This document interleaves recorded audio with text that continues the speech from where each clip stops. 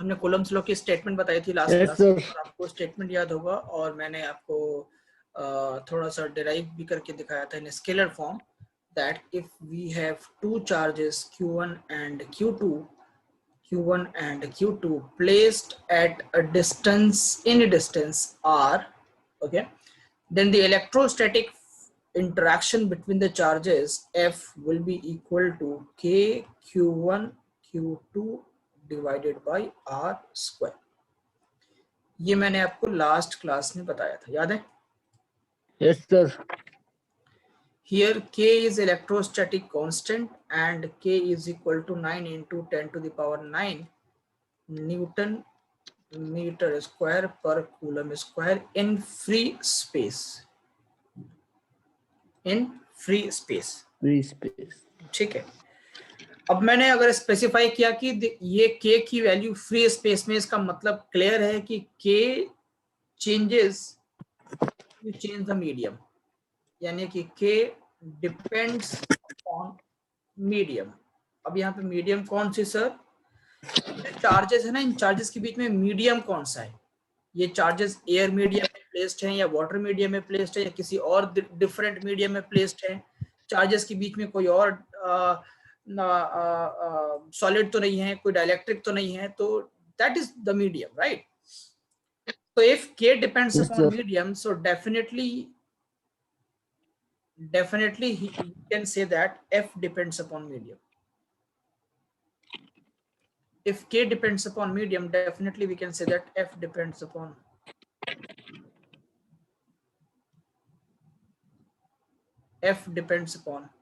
medium as well.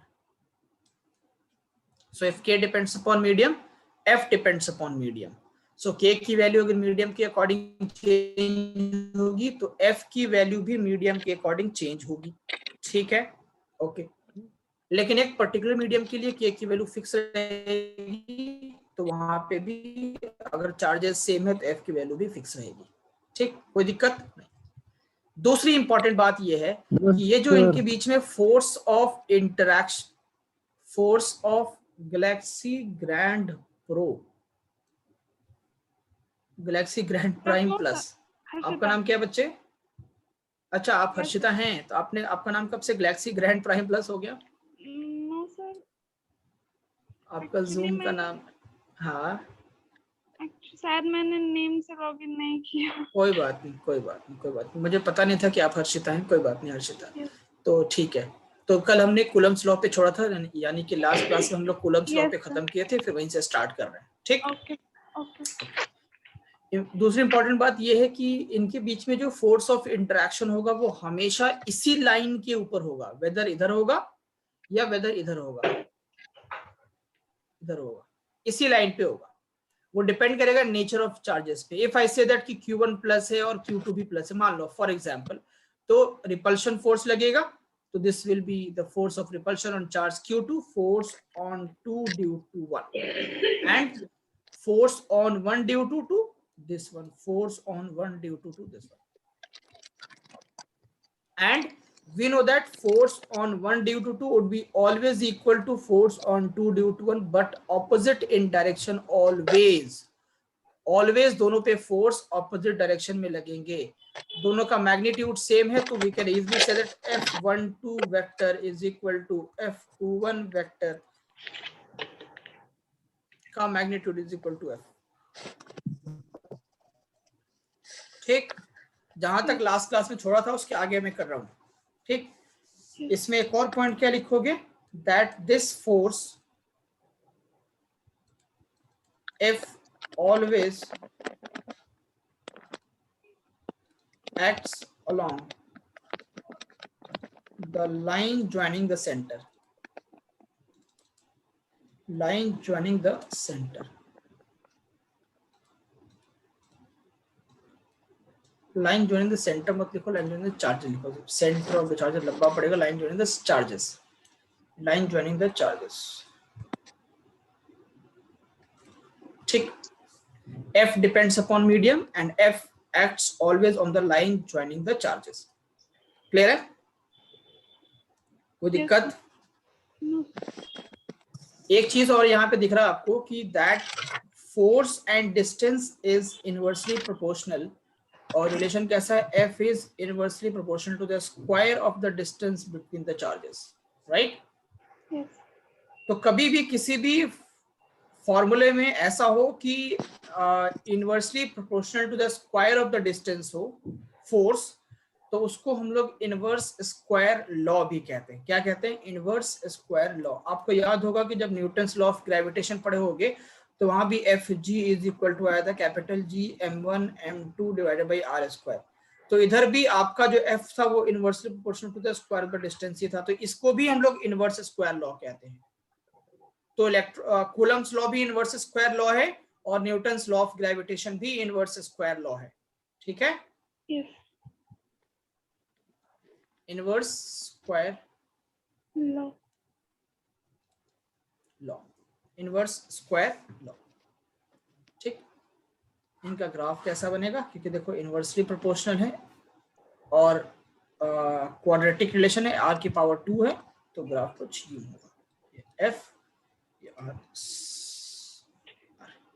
f और r के बीच में ग्राफ ऐसा होगा, ठीक है। कोई दिक्कत?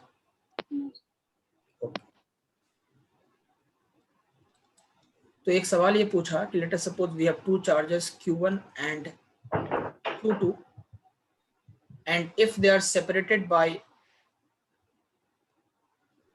a distance of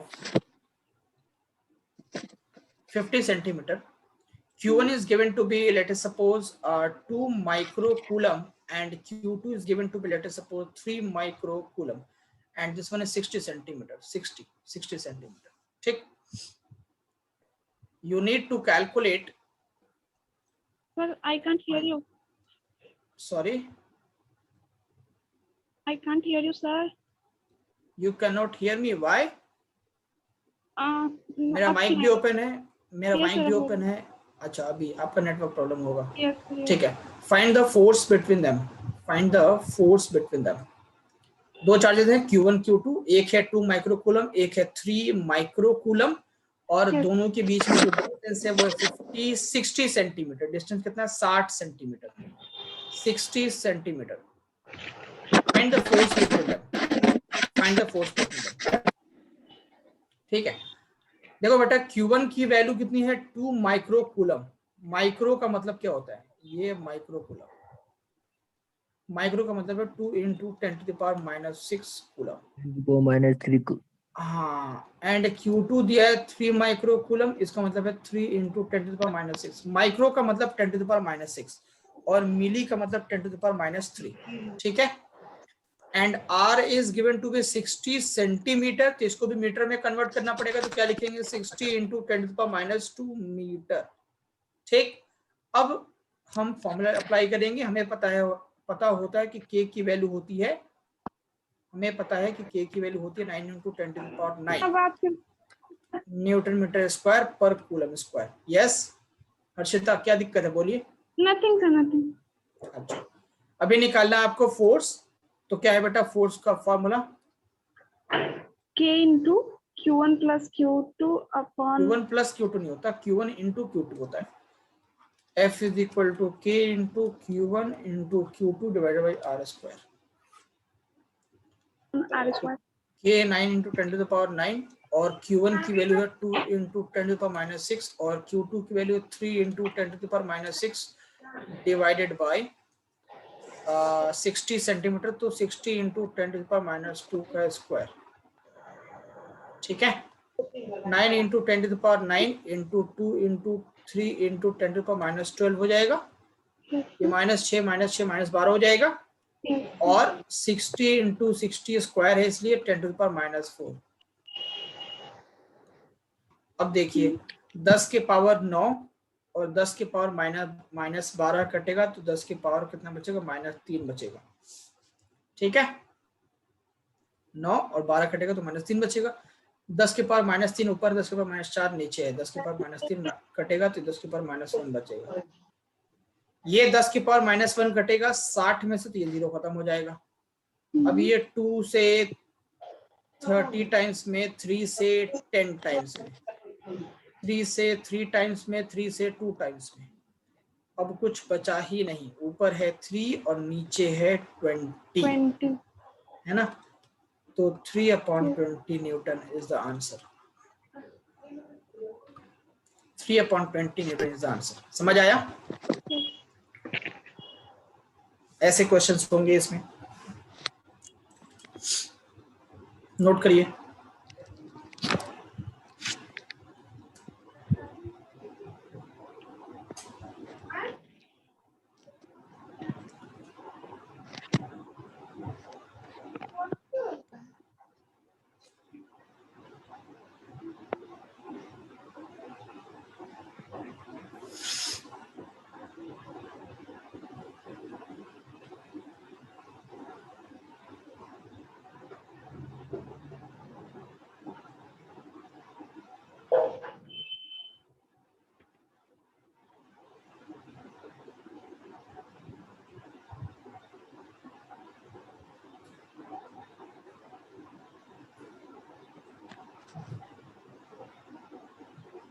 कर लिया नोट?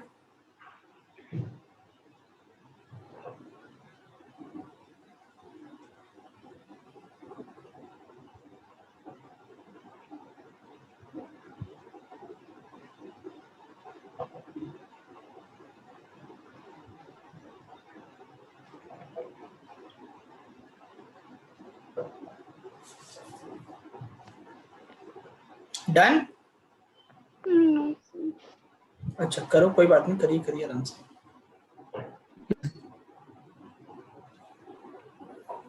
अच्छा, कूलम्स लॉ वैलिड किसके लिए है? बोलिए, कूलम्स लॉ वैलिड किसके लिए है?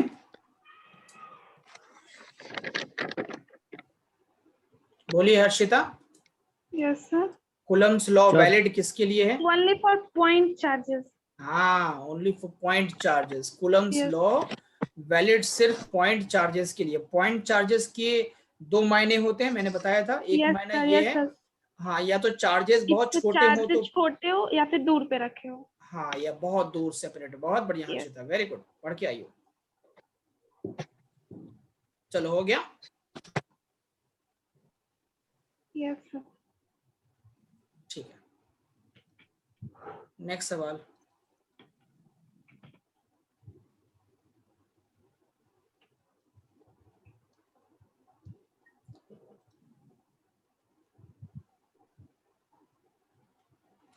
Two charges of equal magnitude are placed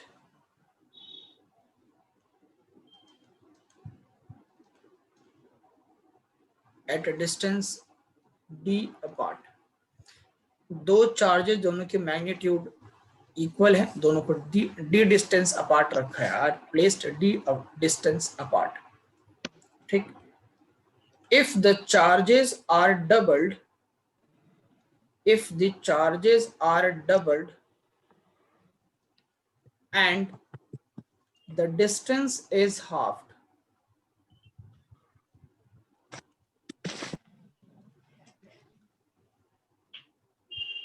and the distance is halved,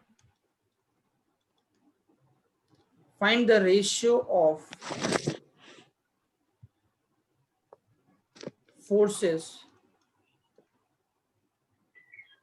in two cases। Find the ratio of forces in two cases।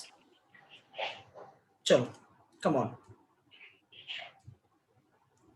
दो चार्जेस, दोनों की मैग्नीट्यूड सेम है, दोनों को d डिस्टेंस अपार्ट रखा है, और चार्जेस को अगर मैं दोगुना करूंगा, डबल कर दूंगा, और दोनों के डिस्टेंस को हाफ कर दूंगा, तो फोर्स की रेशियो, दोनों केस में फोर्सेस की रेशियो क्या होगी, ये क्वेश्चन है। Find the ratio of the forces in two cases, come on.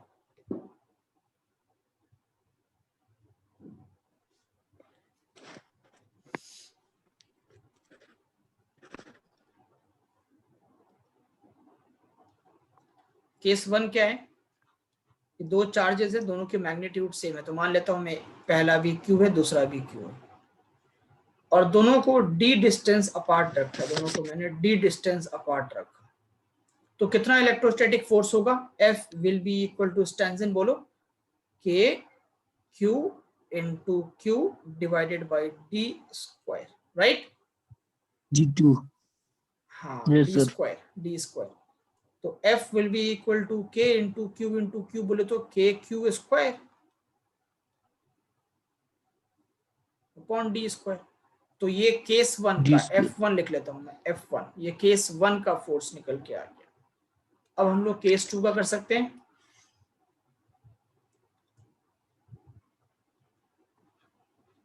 Case 2 में क्या, चार्जेस को डबल किया, चार्जेस को मैंने बना दिया 2Q और दूसरा वाला भी 2Q, और डिस्टेंस को हाफ कर दिया, डिस्टेंस अब हो गया D/2। ठीक, चार्जेस को डबल कर दिया, डिस्टेंस को हाफ कर दिया। ठीक है, अभी फोर्स कितना होगा? F2 will be equal to K into charges कितने हैं 2Q multiplied by 2Q divided by distance से कितना D/2 2Q. का होल स्क्वायर, राइट? 2 square. होगा? Yes, sir. ओके, तो 2Q मल्टीप्लाइड बाई 2Q क्या होगा बेटा? 4Q square. तो ये हो जाएगा 4 into KQ square divided by D/2 का होल स्क्वायर, यानी कि D स्क्वायर अपॉन 4 4. होगा। Yes. अच्छा, ये 4 ऊपर शिफ्ट हो जाएगा ना, है ना? जब Yes. कभी भी डिनोमिनेटर में कोई नंबर होता है तो वो मेन फ्रैक्शन के न्यूमरेटर में चला जाता है। Yes. होगा ना ऐसा? Yes. यस, ऐसा होगा। तो ये 4 ऊपर जाएगा, तो ये हो जाएगा F2 will be equal to 4 जा 16 KQ square upon D square.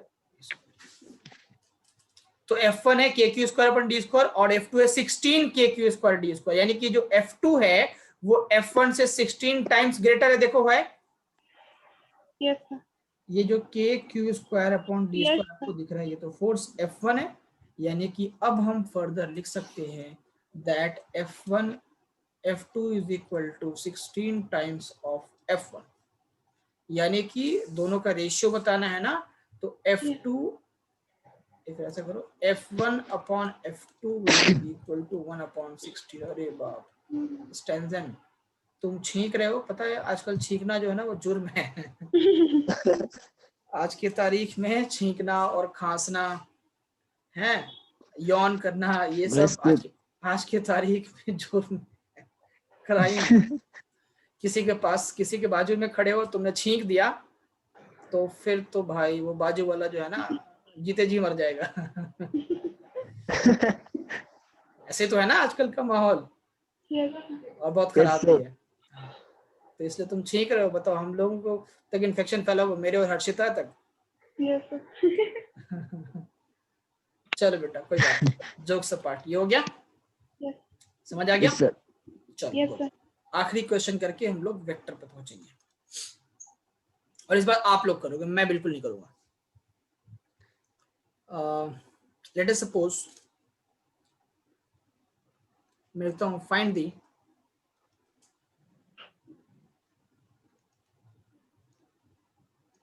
Electrostatic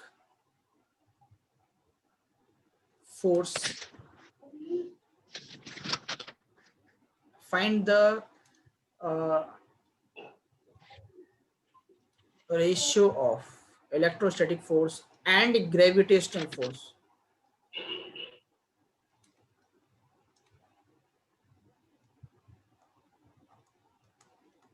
between two electrons।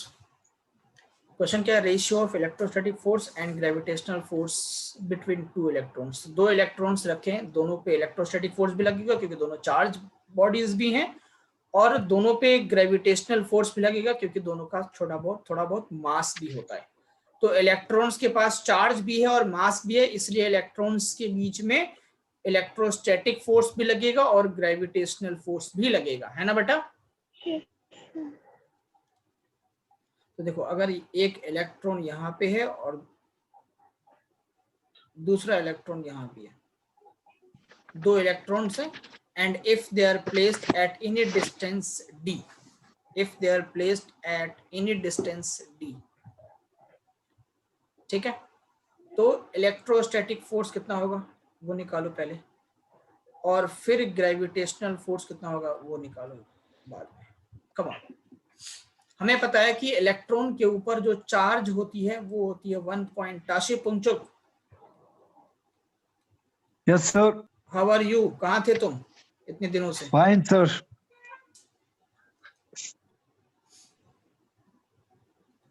Mass on one electron, mass of one electron is 9.1 into 10 to the power minus। कहाँ थे तुम इतने दिनों से ताशी? चला सर, थोड़ा प्रॉब्लम हो गया सर। अच्छा प्रॉब्लम हो गया था, चलिए आप ठीक है ना, तबीयत ठीक है आपकी? गुड, चलो तो इलेक्ट्रॉन पे चार्ज पता है आपको, इलेक्ट्रॉन का मास पता है आपको, तो जल्दी से निकालिए फटाफट। ये होता है k into Q1 into Q2 upon D square, और ये होता है capital G into M1 into M2 upon D square. D को डी ही रखना, Q1 की value 1.6 into 10 to the power minus 19, और Q2 भी उतना ही, M1 की value 9.1 into 10 to the power minus 31, और M2 भी उतना ही। चलो कॉमन करोगे आप लोग ना, आप तीनों ट्राई करोगे, हर्षिता, स्टैंसन एंगल्स एंड ताशा पुंचुक, तीनों। Come on, do it. You need to find the electrostatic force between the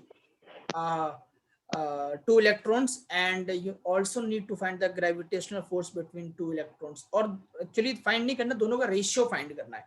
तो आप चाहो तो एक साथ ही दोनों का एक्सप्रेशन लिख लो ऊपर नीचे, और उसके बाद फिर आप रेशियो निकाल दो। आप चाहो तो वैसा भी कर सकते हो कि डायरेक्टली आप FE अपॉन FG निकाल लो, डायरेक्टली आप ऐसा भी कर सकते हैं, आप ऐसा भी कर सकते हैं, FE upon FG is equal to, ठीक है, k Q1 Q2 divided by D square, और ये capital G M1 M2 divided by D square. D square से डी स्क्वायर कैंसिल, यहाँ पे क्या लिखा हो गया, k Q1 Q2 divided bye G M1 M2। अब सारे वैल्यूज पुट करो, आपको k की वैल्यू पता होती है, G की वैल्यू पता होती है, Q1 भी दिया है 1.6 into 10 to the power minus 19, और M1 भी दिया है, that is 9.1 into 10 to the power minus 31, ऐसी Q2 and M2। Come on, just do it।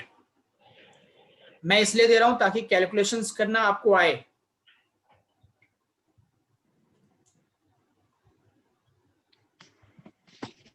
Tashi, Yes, sir. you have to do it। Yes, sir.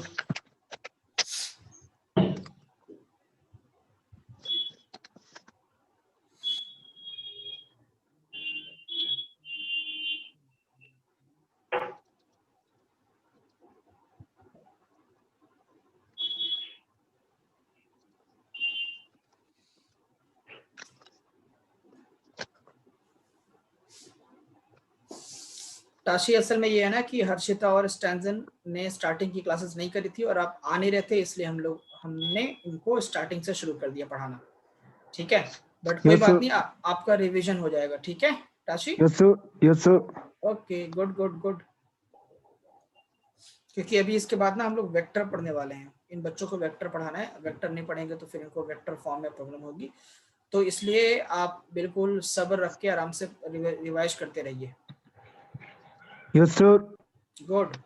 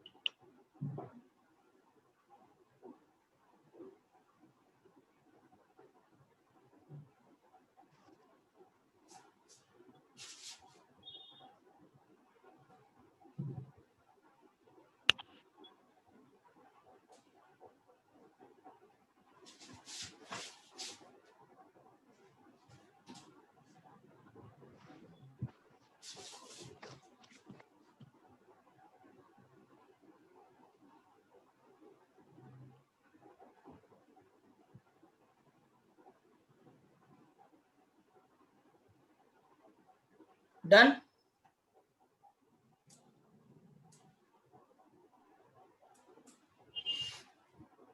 Done sir. कितना आया answer बोलो 1.2 कुछ sir. है 1.2। नहीं सर। के की वैल्यू क्या है 9 into 10 to the power 9। Harshita तुम्हारा कितना है बेटा? Sir, 2.8 something. बस Yes, sir. हैं? और तुम्हारा स्टैंजन 10.42. 10.42 या 10 to the power 42? 10 to the power 42. Power 42 is the correct one. 10 to the power 42. Power 42. क्या कर रहे हैं आप लोग? देखिए k की वैल्यू है 9 into 10 to the power 9। q1 यानी कि charge on electron that is 1.6 into 10 to the power minus 19। q2 भी उतना ही है 1.6 into 10 to the power minus 19। और कैपिटल G की वैल्यू होती है 6.7 into 10 to the power minus 11। और m1 यानी कि mass of electron that is 9.1 into 10 to the power minus 31। m2 भी उतना ही है 9.1 into 10 to the power minus 31। अब क्या करो, ये सारे जीरोस को इकट्ठा करो, ऑपरेशन जीरो करना है हमें। क्या करना है? ऑपरेशन जीरो चलाना है। Operation zero, we are working for रॉ and we are going to do operation zero. तो 9 इंटू 1.6 मल्टीप्लाइड बाई 1.6 इकट्ठा कर लो, और 6.7 इंटू 9.1 इंटू 9.1 इकट्ठा कर लो। अब जीरोस जो ऊपर हैं उनको लिखो, जो नीचे उनको लिखो। देखो ऊपर क्या है बेटा 10 टू द पावर प्लस 9 और 19 कितना हो गया 38। 10 टू द पावर माइनस 38। 19 कितना हो गया 38। नीचे 10 की पावर माइनस 11, 10 की पावर माइनस 31, 10 की पावर माइनस 31। तो माइनस 31 माइनस 31 माइनस 62 और माइनस 11 कितना हो गया माइनस 73। 10 की पावर माइनस 73। ठीक है 31 31 62 62 63 और 10 73 सब 10 के पावर माइनस 73। अब क्या करेंगे? करेंगे कट्टम पुटिंग, ऑपरेशन जीरो चलाएंगे। माइनस 10 की पावर माइनस 73, 10 की पावर माइनस 38, ये कटेगा तो नीचे बचेगा 10 की पावर माइनस 40 33 और 2 35। ठीक है माइनस 35। ठीक, और 10 की पावर माइनस 35 ये ऊपर चला जाएगा, 10 की पावर प्लस 35 बन जाएगा। ठीक है, अब इस बीच में क्या करना है हमें? इनका काम करना। 9 into 1.6 into 1.6 divided by 6.7 into 9.1 into 9.1। ये करीब करीब मुझे लगता है कि 4 या 5 के करीब आएगा। मैं कर लेता हूँ, देखो let me do it. 9 multiplied by 1.6 multiplied by 1.6, ठीक है, डिवाइडेड बाई 6.7 डिवाइडेड बाई 9.1 फिर डिवाइडेड बाई 9.1 0.04 35 और 44। तो ये आएगा 0.04। ठीक है ओके मल्टीप्लाइड बाई 10 की पावर माइनस 10 की पावर माइनस 35 ऊपर जाके प्लस बन जाएगा 35 35 और कितना हो 44। इसमें से 2 जीरो निकाल के इसको दे दो, इसमें से 100 दे दो इसको, तो ये बन जाएगा 4। तो 4 इंटू 10 टू द पावर 42। अब तुम बेटा सोचो, इलेक्ट्रोस्टैटिक फोर्स जो है वो ग्रेविटेशनल फोर्स से 10 to the power 42 times greater होता है। यानी कि ग्रेविटेशनल फोर्स कितना वीकर है और इलेक्ट्रोस्टैटिक फोर्स कितना स्ट्रॉन्गर है। उन्हीं दो इलेक्ट्रॉन्स के बीच में उतने ही डिस्टेंस पे इलेक्ट्रोस्टैटिक फोर्स जो लगेगा वो ग्रेविटेशनल फोर्स से 10 to the power 42 times greater होगा। यानी कि gravitational is how much weaker तुम सोच सकते हो, और electrostatic force is how much stronger ये भी तुम सोच सकते हो। तो from this we can conclude that कि gravitational force is the weakest among all the forces and electrostatic force is a stronger force। ठीक है 10 to the power 42 times। बाप रे बाप, सोच लो, इतने तो इंडिया पूरे वर्ल्ड में पब्लिक लोग भी नहीं है, इतने तो ह्यूमन बीइंग भी नहीं है पूरी दुनिया पे। 10 to the power 42 जो है, इतने नंबर ऑफ आदमी भी नहीं दुनिया पे, ठीक है, इतना ज्यादा सोच लो। ये कूलम्स लॉ रहा, ये कूलम्स लॉ का स्केलर फॉर्म है। अब तक हम लोग सिर्फ पढ़ रहे थे फोर्स के मैग्नीट्यूड के बारे में। जो भी क्वेश्चंस मैंने करवाए उन सारे में हमने फोर्स का सिर्फ मैग्नीट्यूड ही कैलकुलेट किया है, डायरेक्शन की कोई बात नहीं करी है, ठीक है। डायरेक्शंस की बात करने से, अच्छा हमें पता है कि फोर्स तो वेक्टर क्वांटिटी है, तो इलेक्ट्रोस्टैटिक फोर्स का भी एक पर्टिकुलर डायरेक्शन होगा, और वैसे केसेस में जब फोर्स को डायरेक्शन के साथ कंसीडर करेंगे तो किस तरीके से कैलकुलेशंस करेंगे, उसके लिए हमें वेक्टर पढ़ना पड़ेगा। आप सभी ने क्लास 11th में एक चैप्टर पढ़ा होगा फिजिक्स के 3rd चैप्टर में, motion in a plane. Motion in a plane में आपको वेक्टर पढ़ाया गया होगा, वेक्टर क्वांटिटीज के बारे में, और उसके बाद कंप्लीट वेक्टर के मैथमेटिकल कैलकुलेशंस, वेक्टर के ग्राफिकल कैलकुलेशंस, वेक्टर के लॉज, वेक्टर के एडिशन, वेक्टर का रिजोल्यूशन, वेक्टर का प्रोडक्ट, ये सारी चीजें आपको सिखाई गई होंगी, मुझे उम्मीद है। अगर इन केस नहीं सीखा है और सीख भी लिया है, दोनों ही सिचुएशन में आपको हम फिर भी वेक्टर रिवाइज कराएंगे ब्रीफली, ठीक है। अच्छा एक चीज और है, वेक्टर पे पहुंचने से पहले हम चाह रहे हैं कि एक टॉपिक है जो ताशी को मैंने बहुत लेट से पढ़ाया था, ठीक है, वो टॉपिक मैं पहले ही पढ़ा देता हूँ, फिर वेक्टर पढ़ाऊंगा, ठीक है। The topic is permittivity and relative permittivity. देखो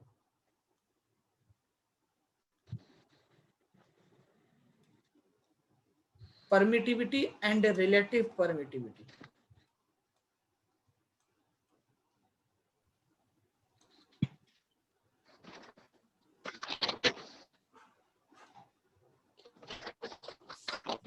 permittivity and relative permittivity. What do you mean by permittivity? ये permittivity क्या होता है?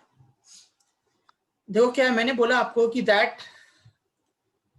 जब दो चार्जेस प्लेस्ड हो Q1 and Q2 in any medium, the force of electrostatic between them is K Q1 Q2 divided by T square. फिर मैंने बोला कि जो K है this depends upon medium, this depends upon medium। तो अब ये प्रश्न ये कि मीडियम के किस प्रॉपर्टी पे ये डिपेंड करेगा K, तो उसी प्रॉपर्टी को हम लोग डिस्कस करने जा रहे हैं जिसका नाम है परमिटिविटी। मीडियम के परमिटिविटी पे डिपेंड करेगा K। अब ये परमिटिविटी क्या होता है कि जब भी किसी मीडियम में दो चार्जेस को प्लेस करते हो, the charges apply force on each other whether attractive or repulsive, and the medium in which the charges are placed apply an opposite force to that of the forces between the charge। यानी कि जब charges को medium में रखते हैं तो जो charges होती हैं वो एक दूसरे के ऊपर फोर्स लगाती हैं, और जो मीडियम जिस मीडियम में रखा है वो मीडियम उस फोर्स को अपोज करता है। यानी कि permittivity is that property of medium that opposes the electrostatic attraction या electrostatic interaction between the charges. आप इसको सिंपल से ऐसे समझ सकते हो कि आप नॉर्मली जब ट्रैवल करते हो, नॉर्मली जब चलते हो, वॉक करते हो अपने घर में या मैदान में, ग्राउंड में, कहीं भी नॉर्मली एयर मीडियम के अंदर, बेसिकली एयर मीडियम में जब आप चलते हो, वॉक करते हो तो बहुत फ्रीली चल पाते हो, ठीक है। लेकिन जब मैं आपको पानी में उतार दूं, स्विमिंग पूल में खड़ा कर दूं, बोलूं को अब चलो, तो फिर तुम्हारे लिए चलना उतना फ्री नहीं होगा जितना फ्रीली आप बाहर वॉक कर रहे थे। क्यों? पानी में चलना उतना फ्री नहीं होगा। क्यों? क्योंकि जो वाटर का पार्टिकल है वो आपके मोशन को अपोज करता है, आपको अपोज करता है, इसलिए आपको चलना वाटर में मुश्किल होता है। एयर में भी अगर कई बार एयर की स्पीड बहुत तेज हो जाए, हवा बहुत तेज तूफान आ जाए, तो फिर उस डायरेक्शन में चलना आपके लिए मुश्किल हो जाएगा। और वैसे सेम वाटर में होता है कि वाटर में जब आप चलते हो तो आपके पांव, है ना, उतने तेजी से मूव नहीं होते। क्यों? क्योंकि वाटर उसको अपोज करता होता है। वैसे ही जब दो मीडियम को, एयर मीडियम, दो मीडियम को, जब दो चार्जेस को किसी मीडियम में रखेंगे तो मीडियम जो है उनके फोर्स को अपोज करता है। इसी प्रॉपर्टी को परमिटिविटी कहते हैं। क्या कहते हैं बेटा? परमिटिविटी। परमिटिविटी। समझ आया? Yes. यानी कि एयर मीडियम की परमिटिविटी अलग होगी, वाटर मीडियम की परमिटिविटी अलग होगी, किसी ऑयल की परमिटिविटी अलग होगी, पेपर की परमिटिविटी अलग होगी, प्लास्टिक की अलग होगी, डिफरेंट सॉलिड की अलग होगी, तो कंडक्टर की अलग होगी। हर मीडियम की परमिटिविटी अलग अलग होगी, किसी में ज्यादा किसी में कम। And the smallest of all the permittivities in different medium is permittivity in free space. सबसे छोटा परमिटिविटी जो होगा वो फ्री स्पेस का होगा, एयर का होगा, क्योंकि सबसे ज्यादा पार्टिकल्स का सेपरेशन एयर में ही है ना। एयर में पार्टिकल्स बहुत दूर दूर हैं, तो पार्टिकल्स का जो अपोजिंग टेंडेंसी है वो कम है, और जो वाटर मीडियम में पार्टिकल्स पास पास हैं तो अपोजिंग टेंडेंसी ज्यादा है, कंडक्टर में और पास है तो अपोजिंग टेंडेंसी और ज्यादा है, किसी पेपर में इंसुलेटर में थोड़े से दूर है तो उसमें टेंडेंसी थोड़ी कम है। तो कहने का सिंपल सा मतलब ये है कि जिस भी मीडियम में चार्ज को रखेंगे तो हमेशा उनको एक अपोजिंग बिहेवियर मिलेगा, और उसी opposing behaviour of the medium को हम परमिटिविटी कहते हैं। समझ में आया या नहीं आया? Yes. सच बोलो, आया या नहीं आया? समझ में आया? बोलिए। हाँ भाई बोलिए। क्या नाम है तुम्हारा? हर्षिता। सर एक बार और। तुम पानी में इजिली चल पाती हो? No sir. नहीं चल पाती हो। जैसे मान लो एक चार्ज है Q1, एक चार्ज है Q2, या फिर यहीं पे ले लेते हैं। मान लेते हैं इस चार्ज को मैंने क्या वाटर में रख दिया। किसमें? वाटर में। तो जब वाटर में रखेंगे तो वाटर क्या करेगा, इनके बीच में जो फोर्स लगेगी ना, उस फोर्स को ये ब्रेक करने की कोशिश करेगा, अपोज करने की कोशिश करेगा, तोड़ने की कोशिश करेगा। ब्रेक करता है, Yes. Break the force of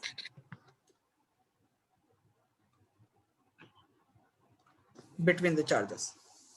ये जो एप्सिलॉन है जिसको परमिटिविटी कहते हैं, ये दोनों के बीच में फोर्स को अपोज करता है। तो आप इजिली चल पाते हो एयर मीडियम में या वाटर मीडियम में? Air medium. Air medium. Water medium में क्यों नहीं? क्योंकि वाटर में पार्टिकल्स पास पास होते हैं तो आपको ज्यादा अपोज करते हैं। हालांकि एयर भी अपोज करता है, लेकिन एयर में पार्टिकल्स बहुत दूर दूर हैं तो आपको कम अपोज करता है, बट वाटर में पार्टिकल्स पास पास है तो ज्यादा अपोज करते हैं। Yes. है ना? और अगर सामने दीवार खड़ी हो जाए तो दीवार तो सॉलिड है, तो वो तो इतना ज्यादा अपोज करेगा कि आप चल ही नहीं पाओगे। Yes. दीवार के बाद चल पाओगे क्या आप? No. नहीं, स्टॉप हो गया वहां पे। समझे? तो मीडियम के पार्टिकल्स जितने पास होंगे उतना ही ज्यादा अपोजिंग टेंडेंसी मिलेगा। तो कहने का मतलब ये है कि हर मीडियम की एक अपनी टेंडेंसी है अपोज करने की। तुम उसके रास्ते, उसके घर में चलने की कोशिश करोगे, उसके फील्ड में चलने की कोशिश करोगे तो वो तुमको अपोज करेगा ही करेगा। आप जैसे मान लो एक कंट्री है, उसका इसके बाउंड्री के बाद दूसरी कंट्री है, ठीक है, अब दूसरे कंट्री में घुस जाओ, अपोज नहीं करेगा? Yes करेगा। करेगा ना? Yes. सिंपल है। तो आप किसी दूसरे मीडियम में घुस के चलना चाह रहे हो तो वो तुमको अपोज करेगा नहीं करेगा? करेगा। तो हर मीडियम की टेंडेंसी है अपोज करने की। अब चार्जेस रखे हैं, ये चल नहीं रहे हैं, चार्जेस नहीं चल रहे हैं, लेकिन चार्जेस एक दूसरे के ऊपर फोर्स लगा रहे हैं, तो उस फोर्स को अपोज करेगा मीडियम। समझ गए? Yes sir. इसी अपोजिंग प्रॉपर्टी को परमिटिविटी। नहीं आया? अब आ गया? आया। आया। तो परमिटिविटी का डेफिनेशन क्या लिखेंगे? The tendency of a medium, या property of a medium, tendency लिखो या प्रॉपर्टी लिखो, एक ही बात है, टू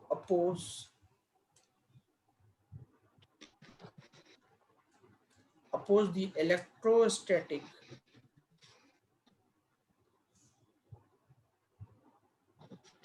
interaction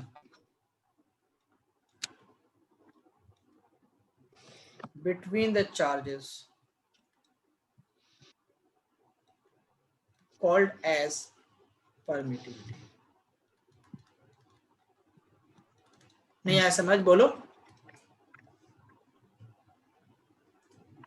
समझ आया? Yes sir. यस, समझ आ गया, very good.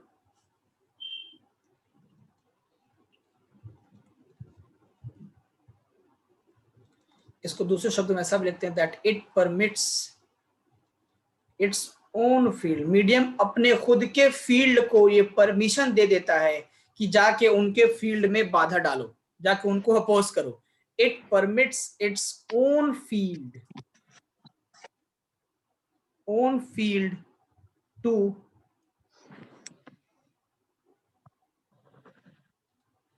to decrease the interaction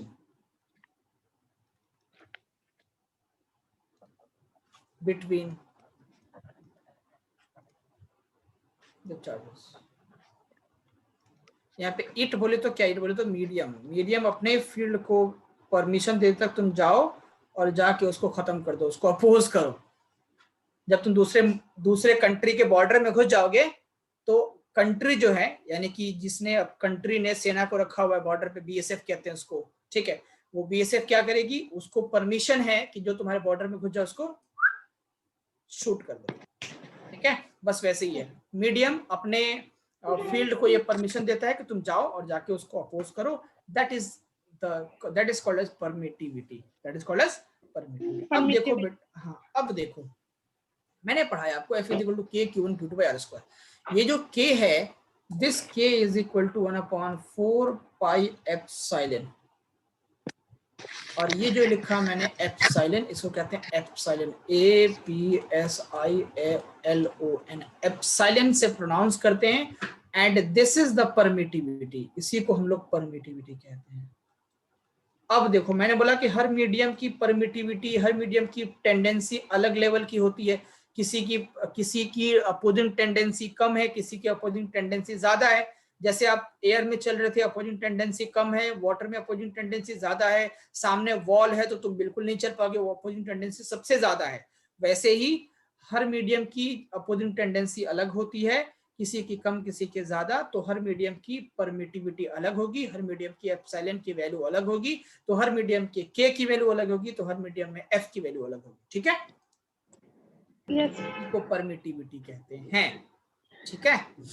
and हमें दिख रहा है कि जब एप्सिलॉन की वैल्यू ज्यादा होगी तो K की वैल्यू कम होगी, क्योंकि देखो रेसिप्रोकल दिख रहा है ना।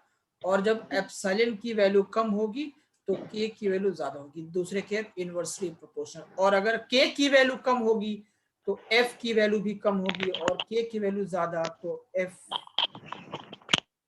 की वैल्यू भी ज्यादा, ठीक है। Yes. कोई दिक्कत? No. तो एप्सिलॉन के घटने से K की वैल्यू बढ़ेगी, और K की वैल्यू को बढ़ने से F की वैल्यू बढ़ेगा, क्योंकि F तो डायरेक्टली प्रोपोर्शनल है ना K के। F is equal to K Q1 Q2 by R square, ठीक है। Yes. हाँ, एक होता है एप्सिलॉन नॉट। एप्सिलॉन नॉट को कहते हैं permittivity of free space, permittivity of free space यानी कि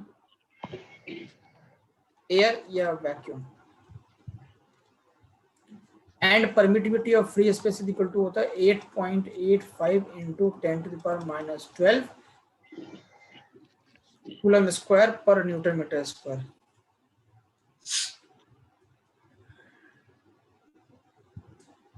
ठीक है,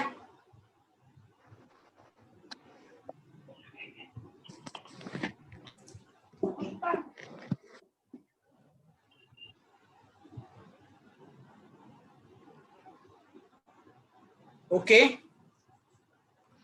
Yes, sir. And this permittivity is the smallest among all the permittivities of different medium, ठीक है। This is smallest minimum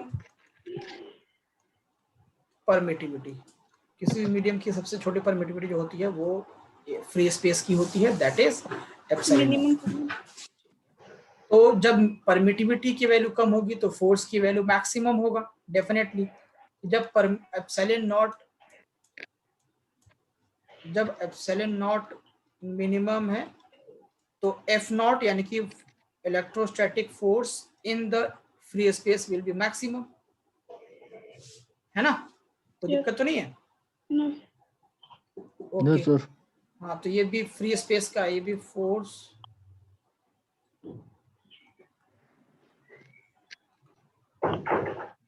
in the free space, ठीक है। बात है रिलेटिव परमिटिविटी की।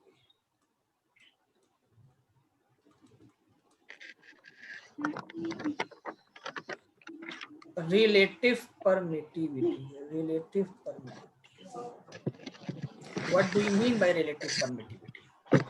परमिटिविटी समझ में आ गया। परमिटिविटी का मतलब है, उसको एब्सोल्यूट परमिटिविटी भी कहते हैं।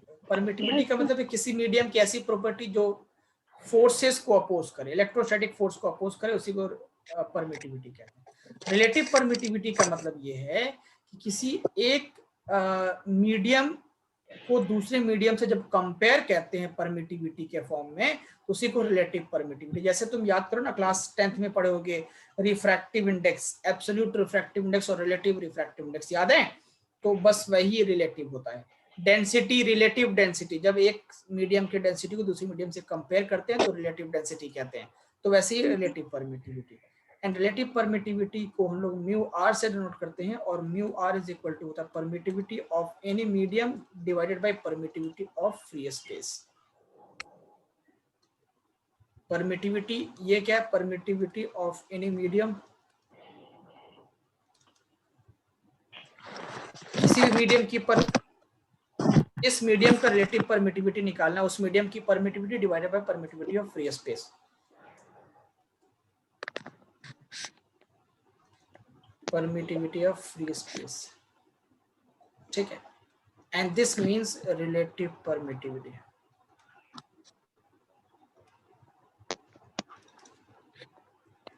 ठीक है।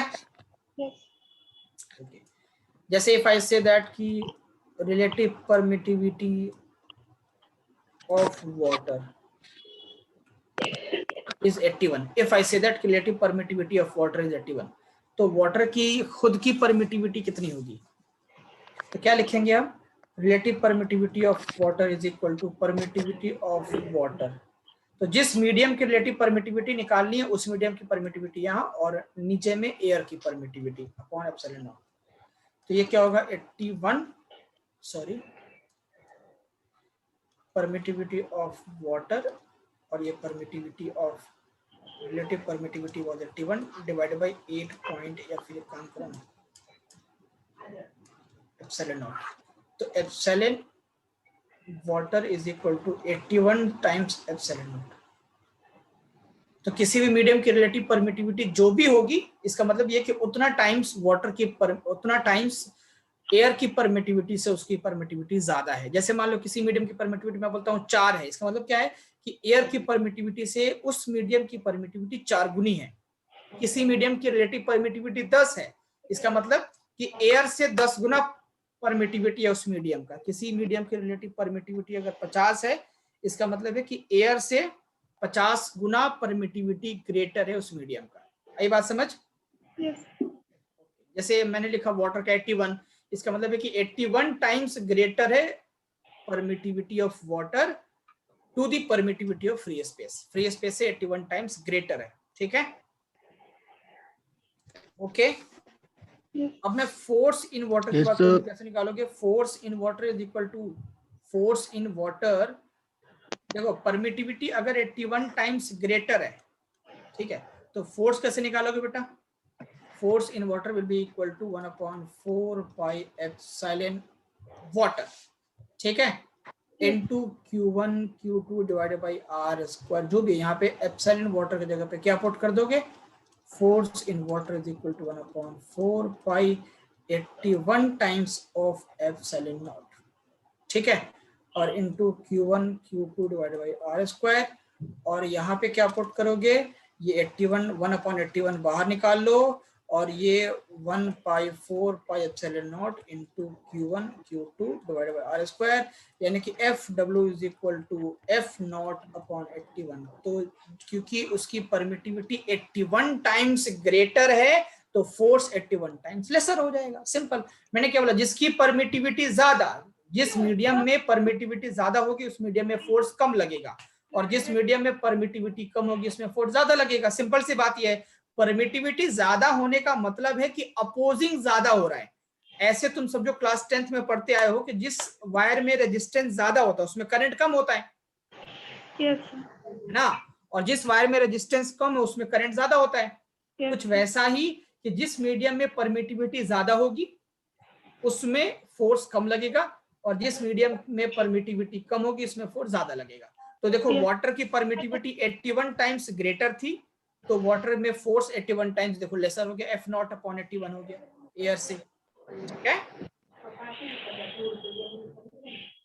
क्लियर है? Yes. Yes, sir. Okay okay okay.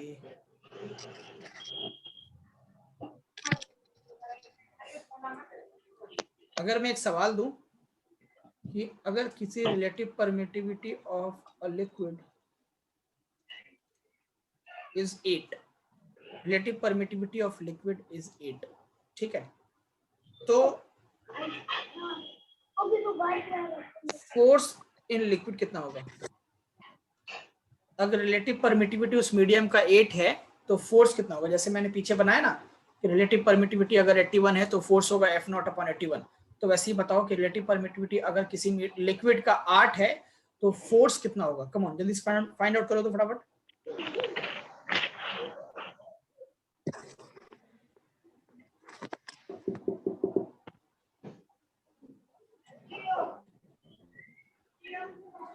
Relative permittivity 8 होने का क्या मतलब है?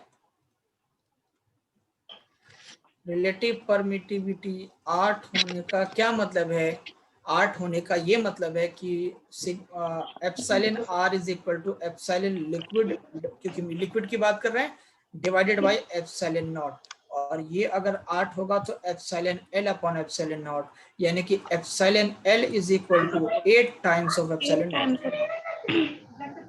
लिक्विड की परमिटिविटी मीडियम की एयर की परमिटिविटी से 8 गुना ग्रेटर होगी, 8 एप्सिलॉन नॉट। तो फोर्स कितना होगा? तो F will be equal to F0 upon 8। ठीक है, तो आप हमेशा याद रखेंगे, फोर्स, हमेशा याद रखेंगे force in any medium will be equal to F0 upon relative permittivity. ये फॉर्मूला याद रखेंगे आप। किसी मीडियम में अगर तुमसे फोर्स पूछ दे तो एयर मीडियम का force divided by its relative permittivity will always give you force in the medium. जैसे देखो FL यानी force in liquid equal to क्या आया? F0 अपॉन 8 आया ना, 8 क्या था? रिलेटिव परमिटिविटी है ना, तो F0 divided by relative permittivity, ठीक है, और M क्या है? Force in any medium. Yes. ठीक है, इसको मैं Yes. प्रूफ भी करके यहाँ पे दिखा चुका हूँ, देखो ये प्रूफ है, कैसे आएगा? जैसे मान लो मैं अगर बोलता हूँ मेरे बच्चों, मेरे लाल, मेरे पीलो, मेरे हरे, यहाँ देखो, जैसे मैं बोलता हूँ कि किसी मीडियम की रिलेटिव परमिटिविटी मेरे बच्चों mu R epsilon R is equal to मान लीजिए 4 है, तो एफ एम कितना होगा? बोलो F0 अपॉन 4। ठीक है, Yes. किसी दूसरे मीडियम की मान लेते हैं, कोई एक medium epsilon R of any medium, किसी मीडियम की रिलेटिव परमिटिविटी मान लेते हैं 20 है, तो उस मीडियम का फोर्स कितना होगा? F0 upon 20। F0 upon 20. बस याद रहेगा, ऐसा बन जाएगा, समझ में आया? क्वेश्चन बना सकते हो? बोलो। Yes. जैसे एक और सवाल पूछ लेता हूँ कि लेट अस सपोज कोई मीडियम है जिसमें 2 चार्जेस प्लेस्ड हैं, चलो मान लेते हैं ये वैक्यूम मीडियम है, तो वैक्यूम में 2 चार्जेस रखे हैं d डिस्टेंस अपार्ट, इसमें जो फोर्स लग रहा है मान लेते हैं F0 है, ठीक है, अब उन्हीं चार्जेस को हमने सेम डिस्टेंस के ऊपर सेम चार्जेस को किसी लिक्विड में रख दिया,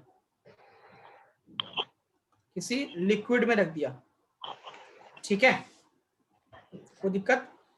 और जब लिक्विड में रखा तो F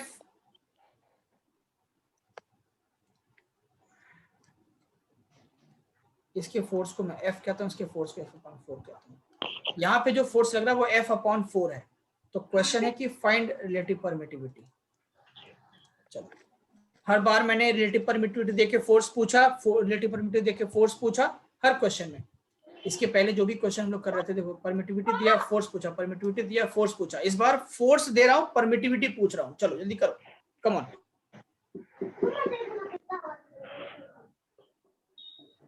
बहुत इजी है, जैसा मैं करते हैं वैसे ही करो।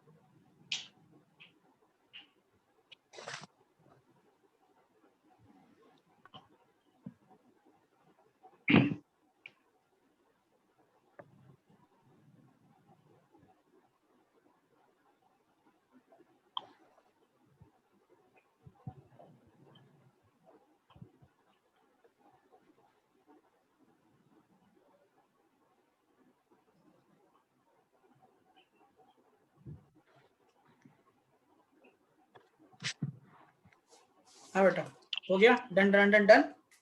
Sir FL into F upon 4. तो एप्सिलॉन और आर की वैल्यू बताइए बेटा। देखो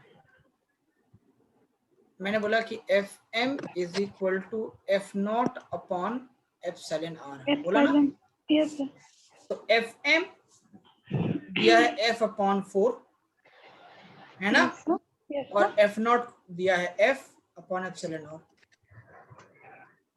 एफ ने एफ को मार डाला, ठीक। तो epsilon R is equal to, कितना सिंपल था, 4. कितना सिंपल था। इससे सिंपल दो, Yes sir. इससे भी सिंपल दो, इससे सिंपल क्या होगा हर्षिता? इससे भी सिंपल अब क्या होगा बोलो? कुछ नहीं. तो फिर इससे सिंपल वही है कि फिर क्लास 10 के मैथ्स तुमको देना शुरू कर दो। चलो अब हम शुरू करते हैं नया सेक्शन, दैट इज वेक्टर। या फिर एक काम करते हैं, एक और सवाल देता हूँ, आखिरी सवाल।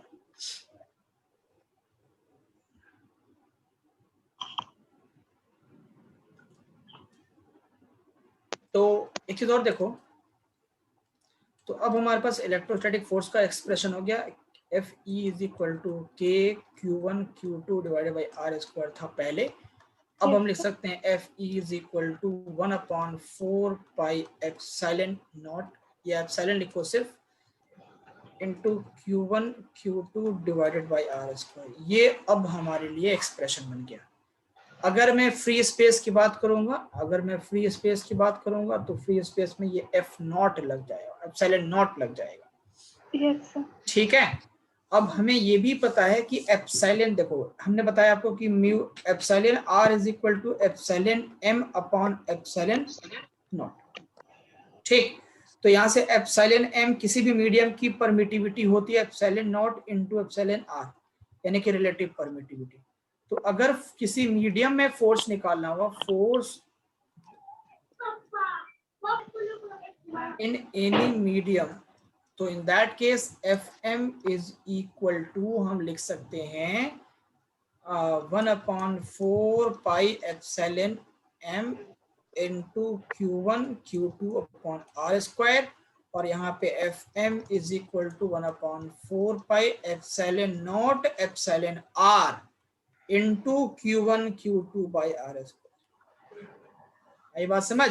तो अगर ऐसा हो कि कोई क्वेश्चन ऐसा हो जिसमें परमिटिविटी ऑफ मीडियम नहीं गिवन हो, तो क्या करो, relative permittivity into permittivity of free space से भी परमिटिविटी ऑफ मीडियम निकल सकता है, जैसा मैं सवाल अभी देने जा रहा हूं। ठीक है, Yes. चलो सवाल ये है कि एक कोई भी मीडियम है, एक काम करो ना, इसको मैं फिगर मत बनाओ, सीधा सिंपल, जिसकी रिलेटिव परमिटिविटी है मान लो 10, ठीक है, और इसमें जो चार्जेस रखे हैं Q1 और Q2, इनका डिस्टेंस है मान लो 10 सेंटीमीटर। Q1 की वैल्यू है 20 माइक्रोकूलम और Q2 की वैल्यू है 100 माइक्रोकूलम। ठीक है, ठीक, find the force of electrostatic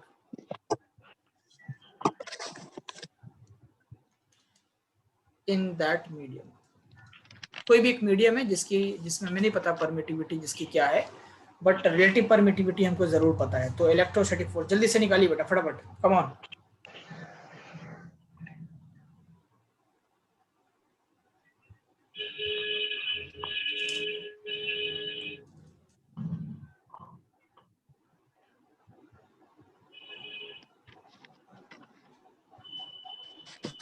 So formula वाला स्लॉट दिखा दीजिए तो। ओके, देखिए सर, मैम जी सर।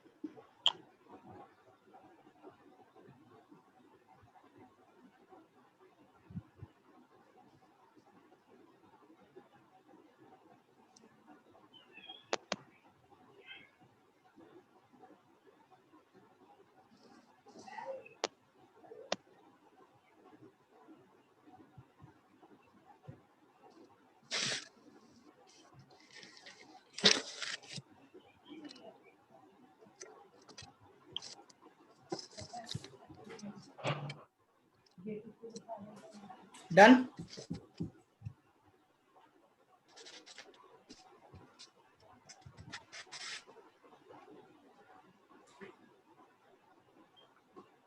बेटा ये सवाल हो ही जाना चाहिए। आप लोग एक भी क्वेश्चन अब तक खुद से नहीं किया, सारा क्वेश्चंस मैंने ही सॉल्व किए हैं। ये गलत बात है, this is not good thing.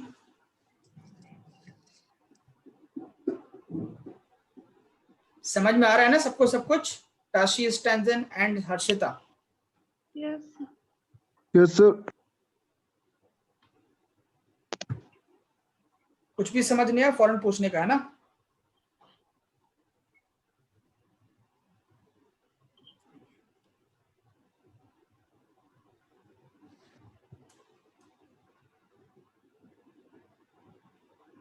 Two आ रहे हैं सर। 2 तो 7.4। 7.4 और तुम्हारा स्टैंजन?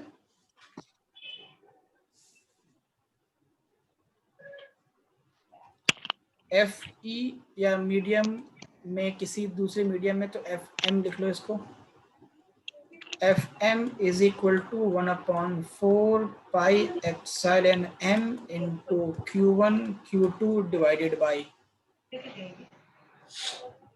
क्या, आर स्क्वायर। ठीक है, तो 1/4 पाई एप्सिलॉन एम की जगह पे epsilon naught into epsilon R लिख सकता हूँ into Q1 Q2 divided by R square. देखो बेटा Q1 की वैल्यू क्या है, Q1 इज 20 माइक्रोकूलम यानी कि 20 इंटू 10⁻⁻6 कूलम माइक्रोकूलम था, और ये होगा 100 इंटू 10⁻⁻6 कूलम, और 10 सेंटीमीटर का मतलब ये है कि 0.1 मीटर यानी कि 1 10⁻⁻1 मीटर बोल सकते हो। ठीक है, कोई दिक्कत? अब यहाँ पे वैल्यूज पुट करेंगे हम लोग फटाफट, तो पुट कर लो 1/4 इंटू 3.14 इंटू एप्सिलॉन नॉट होता है 8.85। एक चीज और देखो, ये जो है 1/4 पाई एप्सिलॉन नॉट, ये होता है k की value into 1 epsilon R into Q1 Q2 divided by R square. ये जो है ना 1/4 पाई एप्सिलॉन नॉट ये k होता है, दैट इज 9 इंटू 10⁻9। तो इसको हम ऐसे भी लिख सकते हैं that k Q1 Q2 upon epsilon r into R square, and that is 9 into 10⁻9 into 20 था या 2 था, 20 था, into 20 into 10⁻6 into 100 into 10⁻6 into the power minus upon epsilon R की वैल्यू कितना था 10। 10. तो 10 इंटू 10⁻⁻1 का स्क्वायर, तो आप लिखोगे 9 into 10⁻9 multiplied by 20 multiplied by 100 multiply 10⁻12 upon 10 गुना 10⁻2। तो ये दोनों कटेंगे 10⁻10, 10⁻9 10⁻10 कटेगा 10⁻1, 10⁻1 कटेगा, इससे खत्म हो जाएगा, ये 0 और ये 0 खत्म हो गया। कितना है 9 multiplied by 2 multiplied by 10, 9 to the 18 into 10 is 180।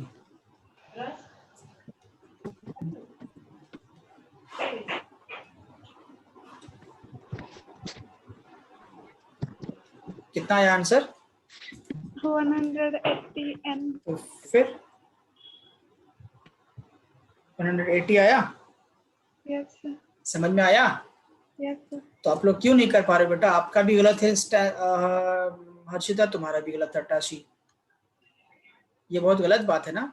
अब देखो तुम लोग कैलकुलेशंस नहीं कर पा रहे हो, हम कैसे मूव करके आगे बढ़ जाएं? मैंने सोचा था कि तुमको आज वेक्टर स्टार्ट करवा दूंगा कम से कम, तुम लोग कर ही नहीं रहे हो सवाल। अब सवाल ही करो, क्या कर सकते हैं तुम लोग। यहाँ फिर से लो एक Q1 Q2, इस मीडियम की रिलेटिव परमिटिविटी मान लो 21 है, ये है 7 माइक्रोकूलम, ठीक है, और ये है 140 मिली कूलम, ठीक है, डिस्टेंस इज 28 सेंटीमीटर, ठीक है। अब यहाँ पे निकालना फाइंड द फोर्स।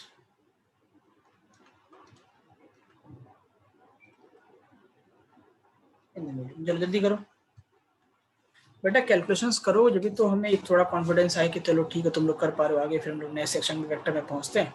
तुम लोग कैलकुलेशन से नहीं कर रहे हो, जल्दी करो इसको, बैठ आराम से करना है, जल्दबाजी नहीं करना है, लेकिन सही करना है, क्वेश्चन का आंसर सही आना चाहिए।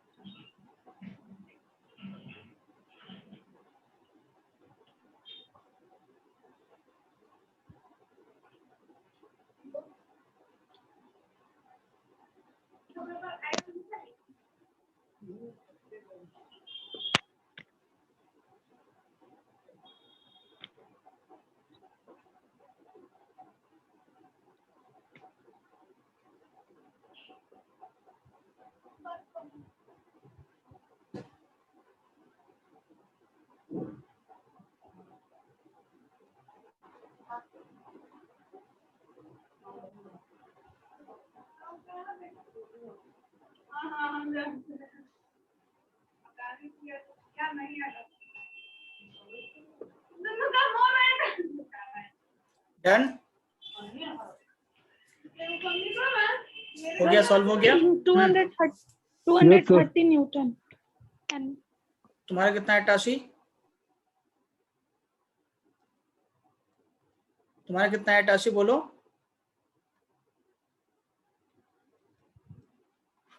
K into Q1 Q2 divided by epsilon R into R square, है ना। 9 into 10 to the power 9, Q1 की वैल्यू है देखो 7, ये है आपका 7 into 10 to the power minus 6 coulomb, ये है आपका 140 into 10 to the power minus 6 coulomb, और ये है 28 into 10 to the power minus 2 metre. ठीक है, तो वैल्यूज को पुट करो। Q1 की वैल्यू है 7 into 10 to the power minus 6 and Q2 की वैल्यू है 140 into 10 to the power minus 6 divided by epsilon R यानी कि 21 into R square, 28 into 10 to the power minus 2 का स्क्वायर। ठीक है, तो अभी क्या होगा 9 into 10 to the power 9 multiplied by 17 into 10 to the minus 6 multiplied by 140 into 10 to the minus 6 divided by 21 into 28 into 10 to the minus 4 into 28। ठीक है, इसको आप करो ऑपरेशन 0। देखो ये 7 3 जा 21 3 3 जा 9। ठीक है, 140 7 2 जा 14 और ये 0 7 4 जा 21, फिर 4 से 5 टाइम्स में, तो ऊपर वाला ये खत्म हो गया। अच्छा 10 की पावर माइनस 6, 10 की पावर माइनस 6, 10 की पावर 9 कटेगा, 10 की पावर 3 बचेगा, 10 की पावर 3 कटेगा, 10 की पावर माइनस 6, 10 की पावर माइनस 3 बचेगा, 10 की पावर माइनस 3 कटेगा, 10 की पावर माइनस 6, 10 की पावर माइनस 1 बचेगा। ठीक है, और ऊपर क्या बचा? ऊपर बचा 3 और 5। ठीक है, और ये 10 चला जाएगा ऊपर, ये 10 की पावर माइनस 1 जो है ये चला जाएगा ऊपर, है ना। तो F M is equal to 3 into 5 into 10, और नीचे क्या बचा? नीचे बचा सिर्फ 28, ये वाला, है ना। yes, नीचे बचा सिर्फ 28। ठीक है, तो अभी इसको डिवाइड कर लो, 350 5 से 15 150 डिवाइडेड बाई 28, और इसको डिवाइड करेंगे तो कितना आएगा? 150 divided by 28, that comes out to be 5.35। तो ये है 5.35 न्यूटन। तुम्हारा कितना आया था हर्षिता? कितना आया था? 180 180 आया। देखो 180 180 आया। बोलिए आपने कहाँ गलत इसने किया, चेक मेरा करो। आया था। हाँ थोड़ा सा बोलिए। गलत हो गया सर। तो बेटा वही तो गलत नहीं करना है, इतने सारे सवाल कर लिए हमने हैं। हाँ सर, वो कहाँ पे गलत किया? माइक्रो कॉलम को मिली कॉलम समझ में ए था। हाँ। ये मैंने मिली लिख दिया था यहाँ पे। ओहो हाँ सर, मिली कॉलम लग दिया मैंने तो। सॉरी। एनीवेज चलो ये हो गया, ठीक है। Yes. आखिरी सवाल अब मैं नहीं दूंगा सवाल। इस बार थोड़ा सा डिफरेंट देता हूँ। इस बार क्या करता हूँ मैं कि मीडियम की परमिटिविटी दे रहा हूँ मैं। Late us suppose 8.85 into 10⁻12। थोड़ा सा दिमाग लगाना, ठीक है। तो और ये Q1 है और ये Q2 है, और जो डिस्टेंस सेपरेशन है late us suppose is 100 centimetre, और जो चार्जेस की वैल्यू है 20 मिली कूलम, इस बार मिली ही है, और ये है 50 माइक्रो कूलम। चलो इस बार मिली और माइक्रो ही है। मीडियम की परमिटिविटी कितनी? 8.85 इंटू 10⁻12। तुम्हें पता है ना कि 8.85 इंटू 10⁻12 किस मीडियम की परमिटिविटी होती है? वैक्यूम और एयर सर। वैक्यूम और एयर। Very good. यानी कि आपने ये आइडेंटिफाई कर लिया तो आपका काम हो गया, क्योंकि ये आइडेंटिफाई करते ही के की वैल्यू मिल जाती है आपको, है ना। ये वैक्यूम Yes. या एयर या फ्री स्पेस। चलो come on do it. Last question of the session. क्योंकि वेक्टर लास्ट 10 मिनट पे 15 मिनट पे वेक्टर स्टार्ट करता तो कुछ होता भी नहीं, और फिर क्लास भी खत्म हो जाती। तो बेटर ये कि वेक्टर मैं नेक्स्ट क्लास में ही स्टार्ट करूंगा, और वेक्टर और कूलम कॉइल वेक्टर फॉर्म करेंगे कि नेक्स्ट क्लास में खत्म हो जाए।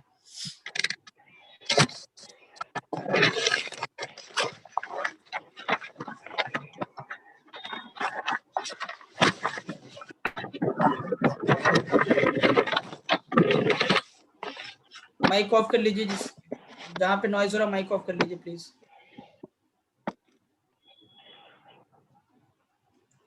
जस्ट डू इट बेटा, जल्दी करो।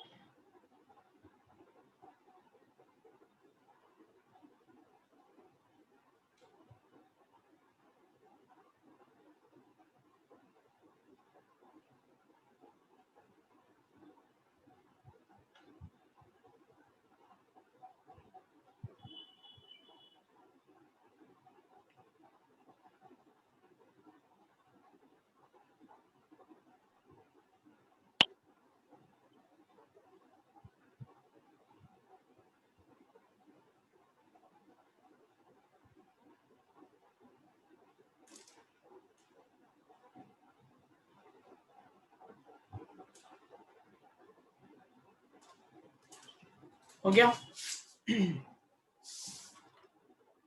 F naught free space that is equal to K Q1 Q2 divided by d square.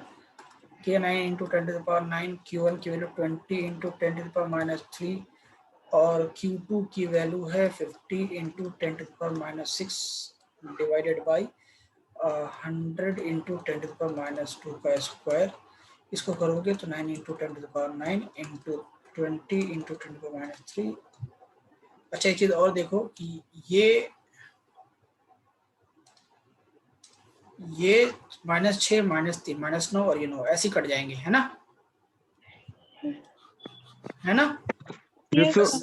हाँ, तो 9 इंटू 20 इंटू 50 डिवाइडेड बाई क्या बचेगा, 100 इंटू 100 इंटू 10 माइनस 4। ठीक है, तो अब देखो ये और ये कट जाएंगे पूरा। Yes. ठीक है, क्या बचा ऊपर से, 5 दूना 10 और ये 1000 और इंटू 9000। कितना इजी था बोलो, 9000। सबसे सिंपल ये दिया था मैंने, इसमें सब कुछ कटने ही वाला था। ठीक है, so that's all for today. मिलते हैं फिर हम लोग नेक्स्ट क्लास में नया टॉपिक वेक्टर के साथ। ठीक है।